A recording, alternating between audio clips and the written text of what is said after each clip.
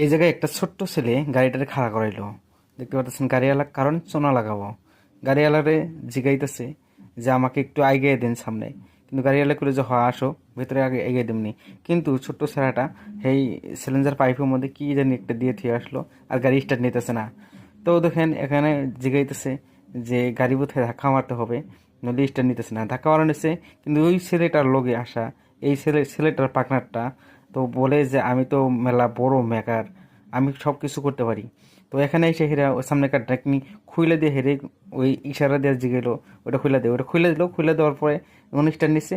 Stand নেওয়ার পরে তখন ভাবলো যে জামগা, কিন্তু ওই সময় এ বলতেছে যে একটু অপেক্ষা করেন, আপনি যাবেন আবার সামনে একটা যাবো, আমি একটু চালাই দেখি আর কোনো সমস্যা আছে নাকি।